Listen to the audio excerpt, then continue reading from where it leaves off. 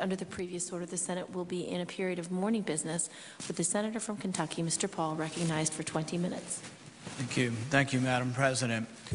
I'm honored by the privilege of serving in the United States Senate. I am both honored and humbled by the responsibility of defending our Constitution and our individual freedoms. I will sit at Henry Clay's desk. There's likely no legislator from Kentucky more famous than Henry Clay. He was the Speaker of the House. He was a leader in the Senate. He ran for president 4 times and nearly bested James Polk. Henry Clay was called the Great Compromiser. During my orientation, one of my colleagues came up to me and asked, "Will you be a great compromiser?" I've thought long and hard about that. Is compromise the noble position? Is compromise a sign of enlightenment? Will compromise allow us to avoid the looming debt crisis? Henry Clay's life is at best a mixed message. His compromises were over slavery. One could argue that he rose above sectional strife to keep the Union together, to preserve the Union. But one could also argue that he was morally wrong and that his decisions on slavery, to extend slavery, were decisions that actually may have even ultimately invited the war that came. That his compromises meant that during the 50 years of his legislative career, he not only accepted slavery, but he accepted the slave trade. In the name of compromise, Henry Clay was by most accounts not a cruel master, but he was a master nonetheless of 48 slaves, most of which he did not free during his lifetime, and some of which he only freed belatedly 28 years after his death. He supported the fugitive slave law throughout his career. He compromised on the extension of slavery. When he was the Speaker of the House, there was a vote on extending slavery into Arkansas, and the vote was 88 to 88. He came down extraordinarily from the Speaker's chair to vote in favor of extending slavery into Arkansas. Before we eulogize Henry Clay, we should acknowledge and appreciate the contrast with contemporaries who refused to compromise. William Lloyd Garrison toiled at a small abolitionist press for 30 years, refusing to compromise with Clay's desire to send the slaves back to Africa. Garrison was beaten, chased by mobs, and imprisoned for his principled stand. Frederick Douglass traveled the country at the time. He was a free black man, but he traveled at great personal risk throughout the countryside, and he proved ultimately that he was the living, breathing example that intellect and leadership could come from a recently freed slave. Cassius Clay was a cousin of Henry Clay and an abolitionist. In the Heidler's biography of Henry Clay, they describe Cassius Clay as follows: a venomous pen was his first weapon, and a Bowie knife his second weapon. He was so effective with the first weapon that he was wise to have the second weapon handy. Cassius parted ways with his cousin Henry Clay, although they worked together on some things, and Henry Clay got him out of a few difficult times with the law. But they parted ways when Cassius Clay published a letter where Henry Clay seemed to be more in favor of emancipation than he was publicly. They never spoke again after that. Henry Clay disavowed the letter and condemned Cassius Clay. Cassius Clay was an unapologetic abolitionist. He was an agitator. He made people mad, particularly slave owners and slave traders.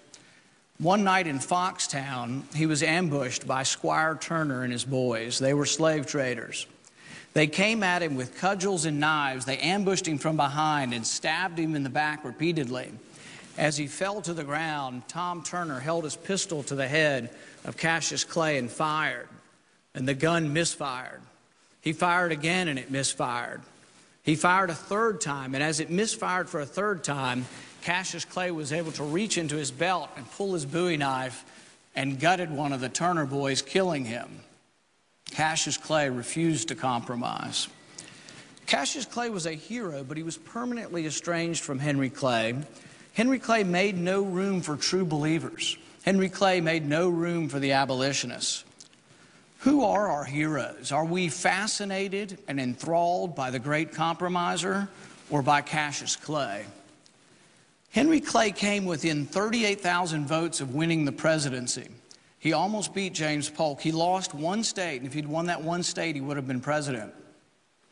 The state was New York, and he lost it because a small fledgling party, the Liberty Party, a precursor of the Republican Party, an abolitionist party, refused to vote for Henry Clay because of his muddled views on slavery. One could argue that Clay's compromises ultimately cost him the presidency. Those activists who didn't compromise, Garrison, Wendell Phillips, Frederick Douglass, Cassius Clay, are heroes because they said slavery is wrong and they would not compromise. Now, today we have no issues, no moral issues that have equivalency with the issue of slavery. Yet we do face a fiscal nightmare, potentially a debt crisis in our country. Is the answer to compromise? Should we compromise by raising taxes and cutting spending as the Debt Commission proposes? Is that the compromise that will save us from financial ruin? Several facts argue against that particular compromise. Government now spends more money than they ever have before. Raising taxes seems to only encourage more spending. Government now spends 1 in 4 GDP dollars. 25% of our economy is government spending. Any compromise must shrink the government sector and expand the private sector. Any compromise should be where we cut federal spending, not where we raise taxes. The problem we face is not a revenue problem, it is a spending problem. It is spending that is now swollen to nearly a fourth of our economy. The annual deficit is nearly $2 trillion. Entitlements and interest will consume the entire budget if we do nothing. Within a decade, there'll be no money left for defense, no money left for infrastructure, no money left for anything other than the entitlements and interest if we don't tackle this problem. Many ask, will the Tea Party compromise? Can the Tea Party work with others to find a solution? The answer is, of course, there must be dialogue and ultimately compromise. But the compromise must occur on where we cut spending. Even across the aisle now, we have Democrats who are now saying, you know what, it's a problem. We shouldn't raise taxes in a recession. So we are finding some agreement. The compromise that we as conservatives must acknowledge is that we can cut some money from the military. The other side, the liberals, also must compromise that they can cut some money from domestic spending. Freezing domestic spending, though, at 2010 levels, as the President proposed in his State of the Union, does almost nothing. In fact, it freezes in inflated spending levels and will do nothing to avoid a crisis. There is a certain inevitability to this debate as the debt bomb looms and grows perilously large. As long as I sit at Henry Clay's desk, I will remember his lifelong desire to forge agreement, but I will also keep close to my heart the principled stand of his cousin, Cassius Clay, who refused to forsake the life of any human simply to find agreement. Madam President, I thank you and yield back the remainder of my time.